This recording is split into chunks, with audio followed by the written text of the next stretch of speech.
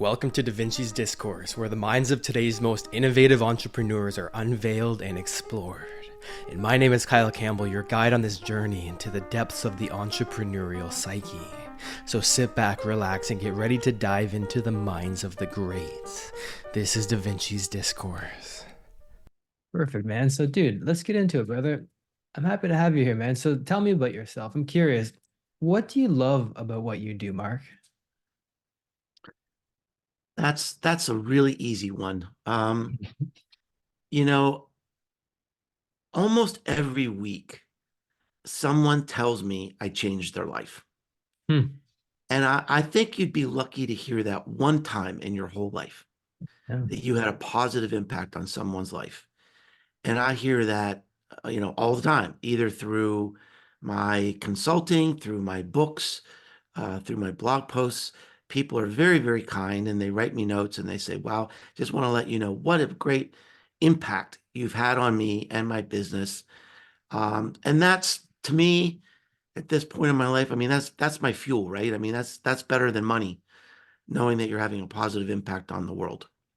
Well, no kidding, man. Yeah, it's life-changing what you're doing. What do you do exactly for somebody who doesn't know? How would you explain it to somebody if they walked up to you in a bar and asked what you do? Yeah. Well, bottom line is I'm a teacher in everything that I do. I'm a writer. I think people probably know me best for my books. I've written 10 books. I've blogged for actually next month is going to be the 15th anniversary Wow. of the blog. So I've been very, very consistent. I blogged 680 weeks in a row without missing. And then I took a little break for COVID in 2020 and then picked it right back up again and, blogged for another 200 straight weeks or something like that. So, and, I have a podcast. We're going to be in our 12th year of the podcast. So I've been very consistent, but I think whether it's consulting or coaching, doing workshops, giving a speech, I'm a teacher. I've had just so many wonderful experiences, Kyle. Such a great education, and I've met so many interesting people, and I just feel so fortunate to be able to, send the elevator back down and help people. Hmm. So let's say that I was a coaching client or a consulting client, or if I was in one of your workshops, where would we start and what's the end goal look like? What are we aiming for? Yeah, that's one of the most fun things that I do. I do consulting with big companies and big brands, and I love that because I love thinking about strategy. But one of the most fun things I do is I have a place on my website where anybody can sign up for an hour of my time. And it's not that much money. I've kept the price low so that anybody who reads my blog or my books, if they really want to talk to me, they can talk to me. And I get just the most interesting questions, the most interesting problems from all around the world. That has been a lot of fun. And where it starts is really me listening. One Hmm. of the best pieces of advice I ever received in my career was I got to study from a very famous marketing and management author and consultant named Peter Drucker, Hmm. probably the most famous business author in history. Wow. And Yeah. he used to tell us to be a great leader, you don't have to have all the right answers. You'll never have all the right answers, but you can have the right questions. Hmm. That's really what your customers need. And what I find almost all of the time that they kind of know the answer, but they just haven't been asked the right question. Ah, Sometimes, I mean, true. sometimes they're like articulating. They know what needs to be done, but they haven't been able to hear it. They haven't been able to come to terms with it. So really my whole strategy is being a good listener and asking the right questions and helping my customers use their own wisdom to get to the solutions. I love that, man, because one of the best things that I use ChatGPT for example, is not for the answers, but for the questions. I feel like Sure. this is a big piece of the puzzle a lot of people miss with the whole AI thing and just thinking in general is knowing the Mhm. right question to ask yourself. So instead of asking ChatGPT what's an answer to something, I love to ask it, what are the questions that I should be asking to reach this goal? And then I Yeah. have it help me to start answering these questions, but of course, with some critical thinking along the way. It's a magical process, man. It's very, very Yeah. interesting. Have you Yeah. used AI at all? Yeah, absolutely. I work, normally I work alone. So, I mean, this office I'm in right now is in a building by itself in the woods. Nice. And that's where I spend 90% of my time. So ChatGPT has sort of become my business companion, where Yeah. if I'm stuck on something, I'll just send it over there, say, what do you think about this? And get a little input and insight. Yeah, it's a prelude to what the future is going to look like, eh? Being able to have these AI digital companion is the word that you use. It's an interesting way of putting it Yeah. because I think that if you look at where it's going, that is probably going to be the right word for it. So yeah, that's going to happen fast. Yeah, and faster than we think. I know. It's already happening. These digital agents Yeah. that, I mean, and that's going to make life so much easier for me when I can have an agent, do my billing or do my travel planning or, so yeah, I'm standing by. I'm all in. Yeah, me too, baby. I know. Or do your dishes or do your laundry. That's gonna be the Yeah, next thing. With one of the most impactful things when they actually have hands. yeah. One thing to give it software to manipulate, but when it comes to manipulating objects in the real world, I think that's gonna be fascinating. One of the things that I'm doing with it is I've been keeping highly detailed journals over the last 7 or 8 years, and I'm Hmm. excited to be able to upload all of this data Oh, that I've fantastic. recorded and be able Hmm. to have an AI that understands me more than any human possibly could. With its Yeah. understanding of the psychological underpinnings behind it all, I'd be able to analyze it and have Mhm. an idea, a picture of what I am internally, my internal landscape, clearer than any other human would have, possibly even me. Which is, oh, we don't know where that goes, what that leads to, but Well, exciting. there's so much good that can happen. I mean, Yeah, obviously it can be a little spooky, but no there kidding. was an AI bot.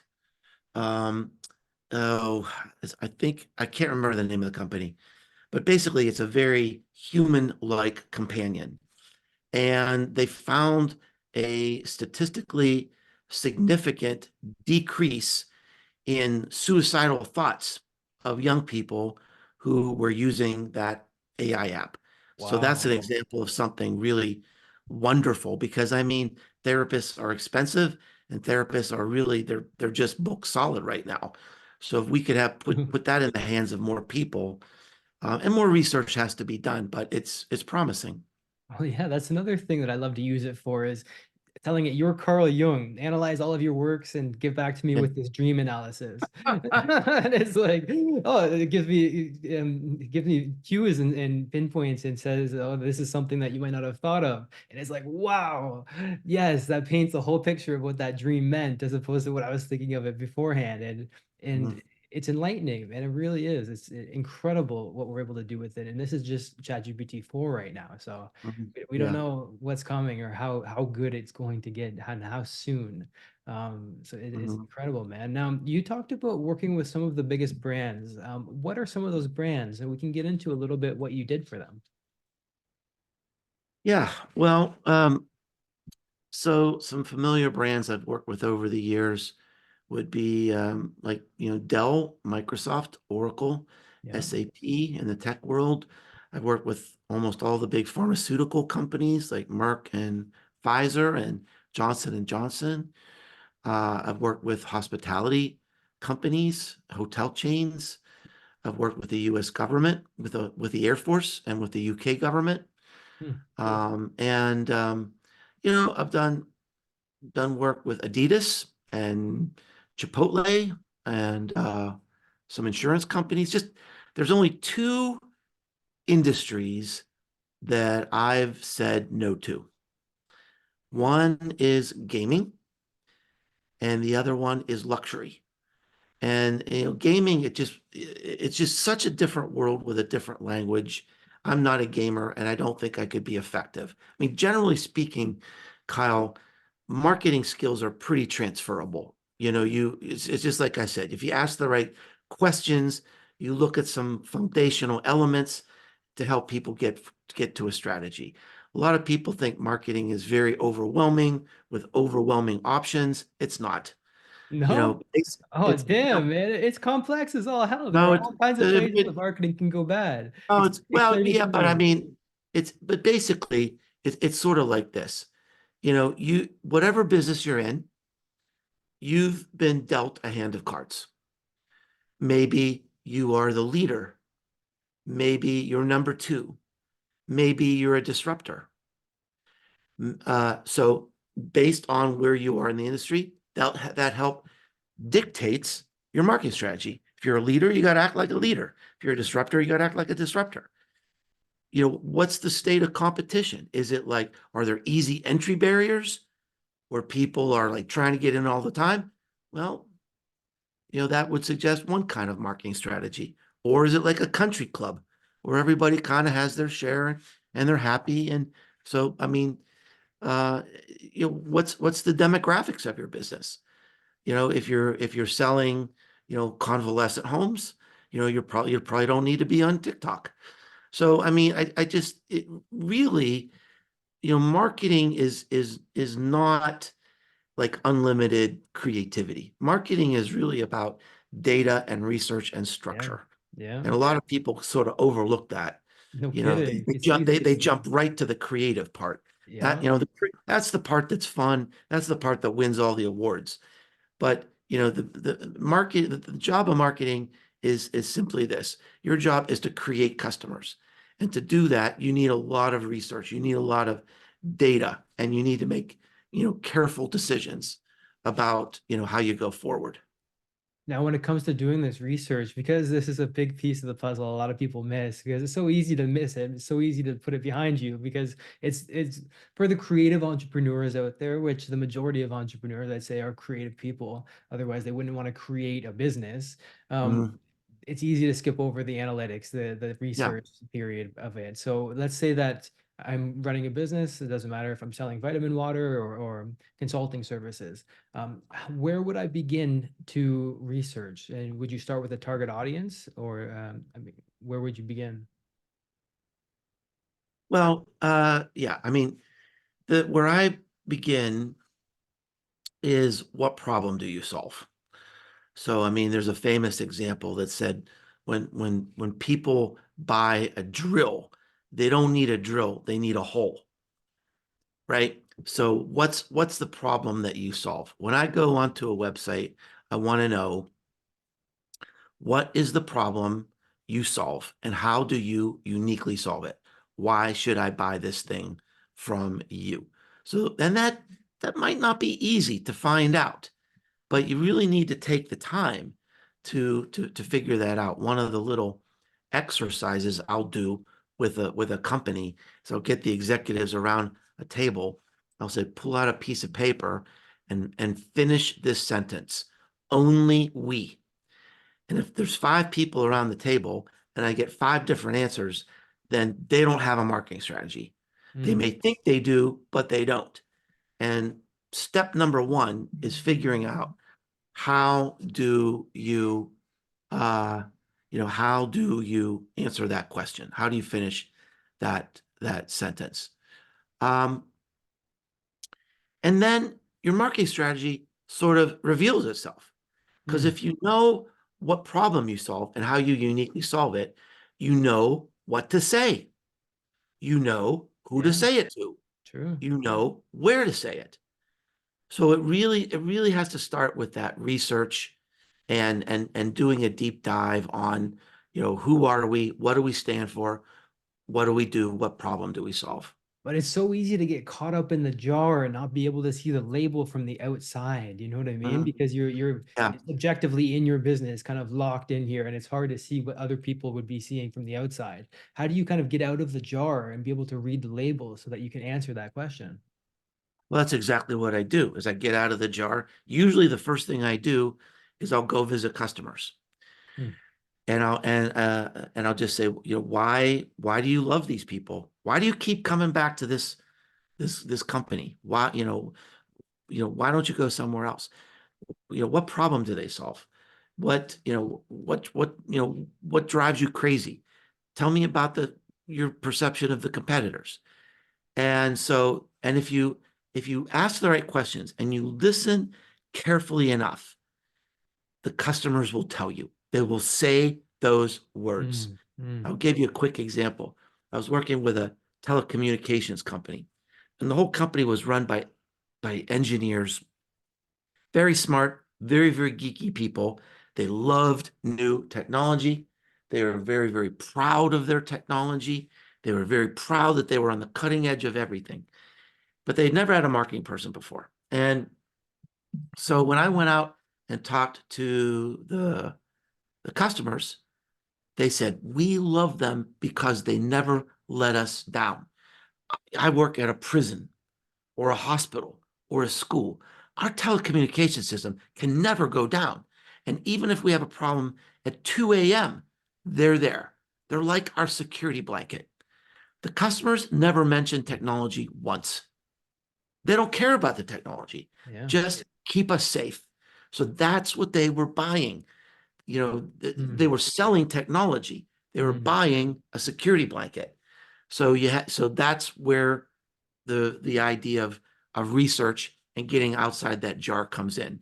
How do you do it if you don't have the customers who have been coming back for years on end to be able to reach out to and have that conversation?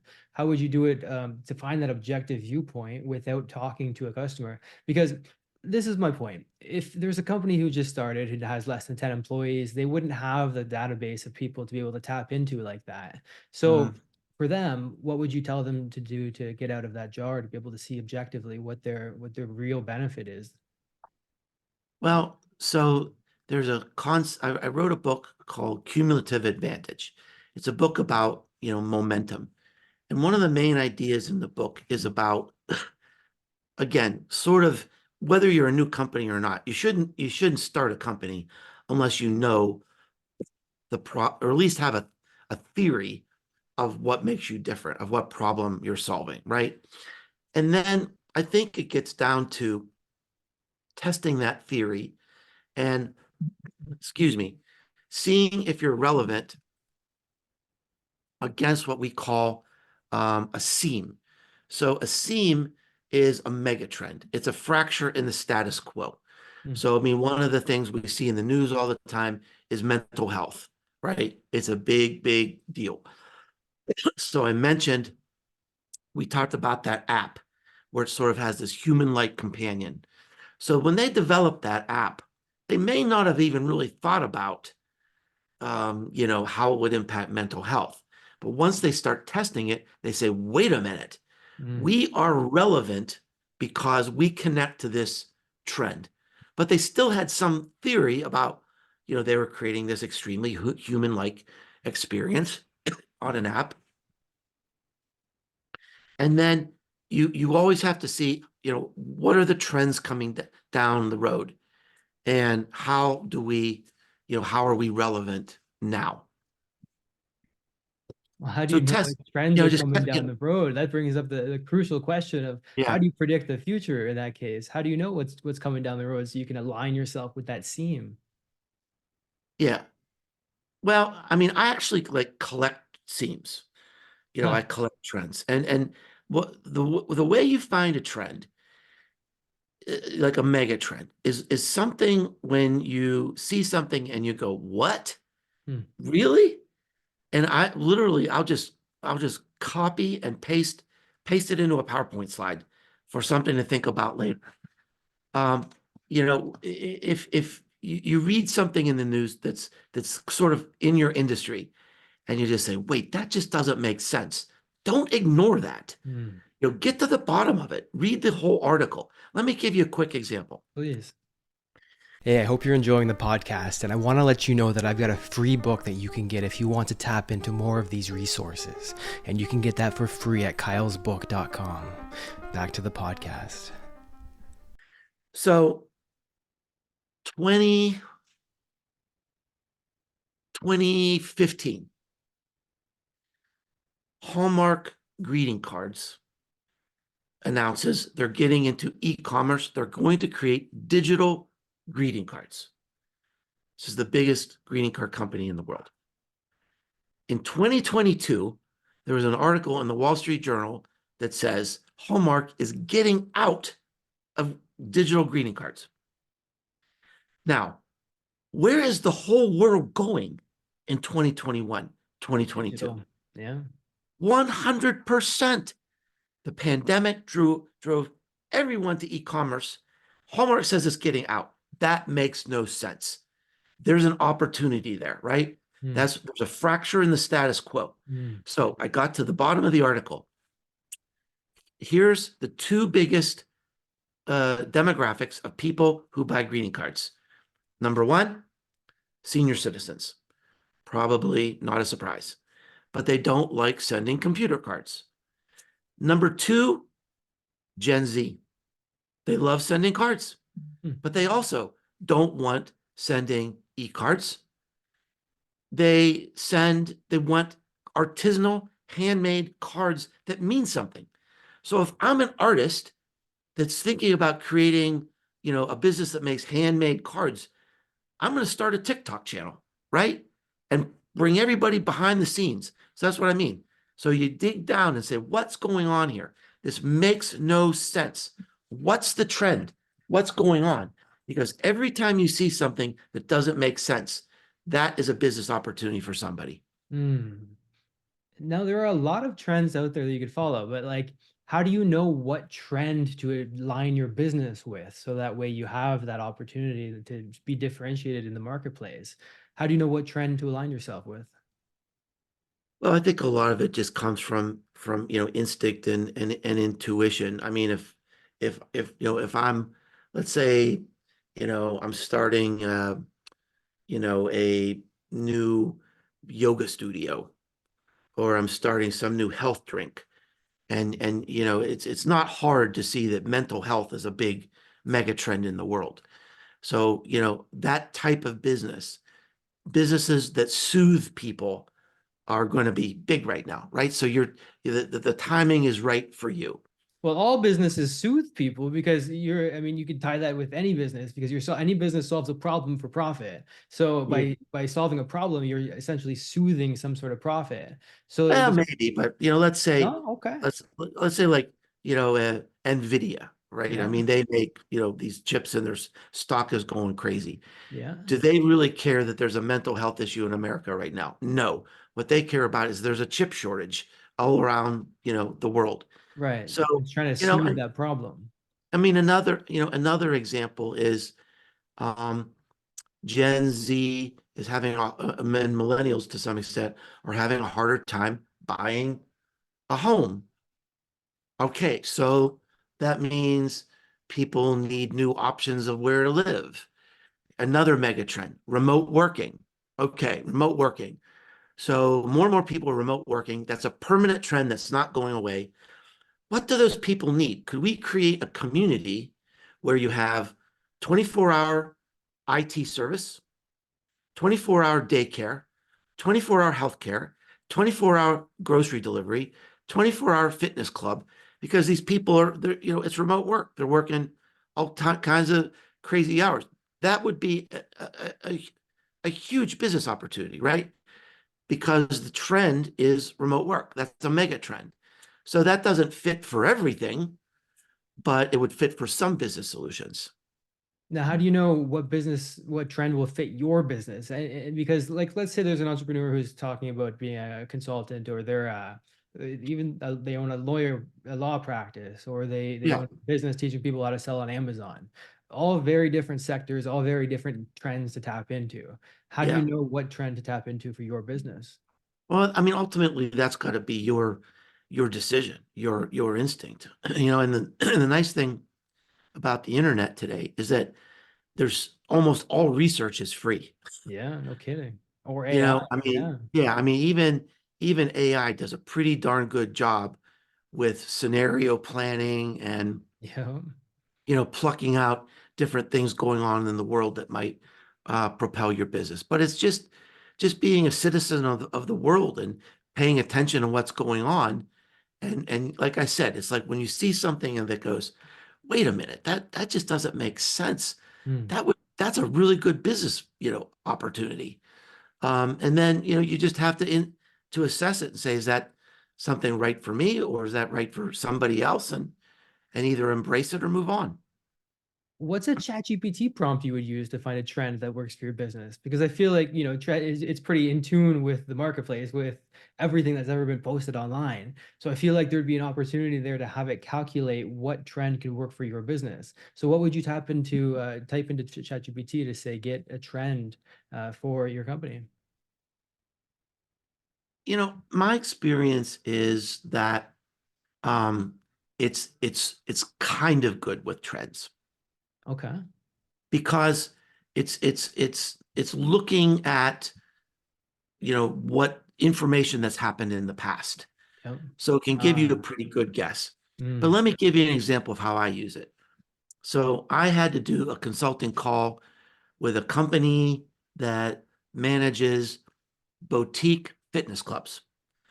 I don't know anything about boutique fitness clubs. So I went into ChatGPT and I put, what are the 10 biggest issues facing boutique fitness clubs today? And it nailed it. So, I mean, I was able to start working with this customer with a pretty good idea of, what they're facing right now. Now, after I talk to them and maybe talk to some of their customers, maybe do deeper industry research, take a look at the research maybe they've done, I'll probably find something different, probably find, something that could be really important. Because what we have to remember is that, that everybody has access to the same information from ChatGPT.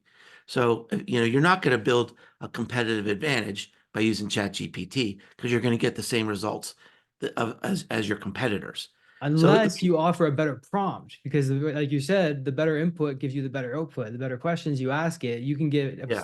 a competitive advantage by having the better inputs as opposed to somebody else who wouldn't be as creative with Well, the I mean, prompt. yeah, possibly. Possibly. And there might be some ways that you can make, custom GPTs Yeah. that, use your own data to Right. look at, what Yeah. might be going on in the world. But the good news is that even beyond AI, there's free research out there on just about everything. So, just pay attention to the research. Because that's one of the biggest problems I see with entrepreneurs is, they're too in love with their product. They just follow Mm. their heart Yeah. more than their head, and they're just too in love and they don't see reality, and then they get in a hole too big to get out of. Mm. A hole too big to get out of. How do we avoid that happening to us? And what exactly do you mean by that? What I mean by that is, this is another quote from Peter Drucker. He used to teach us. He said, "Look, if you're an entrepreneur, you're starting a business, you're going to make mistakes. Everybody makes mistakes. That's how you grow and that's how you learn. But just don't take a risk so big that you can't recover and start again. Don't ruin your life." Mm. And he wrote a great book called Innovation and Entrepreneurship. It's one of the best business books in history. And in that book, he said, entrepreneurs are risk averse. The best entrepreneurs are risk averse. They're not crazy people that want to fail. They're risk averse, and they should surround themselves with the best information and the best data and the best people to keep them from falling into a hole so big that they can't get out. Mm.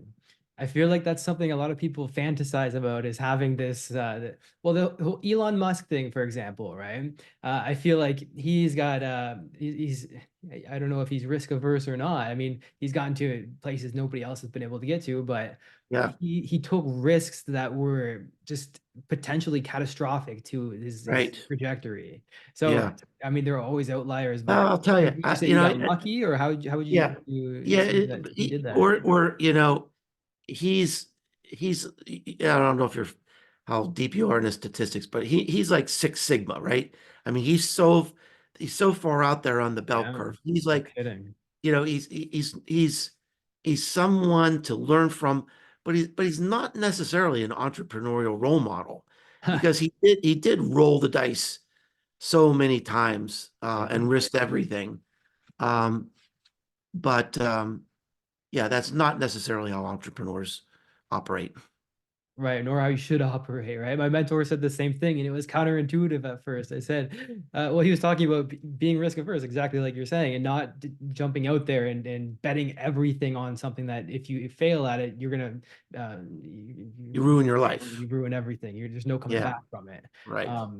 And I think that there's something there that a lot of entrepreneurs need to grasp. Now, let's say that I've identified a trend or a seam. I like that. I like the word Mhm. seam because it's a sort of ripple in reality. There's a seam that forms, something unexpected, something drastically different than what you would think would happen, and Mhm. it's catching on. Let's say you've identified something like this, you want to latch onto it for your company. What's the next step? How do I make it so that I'm taking full advantage of this seam? Well, I think you experiment. I think this is something that a lot of entrepreneurs get hung up on is they think, well, this is a risk or this is a pivot.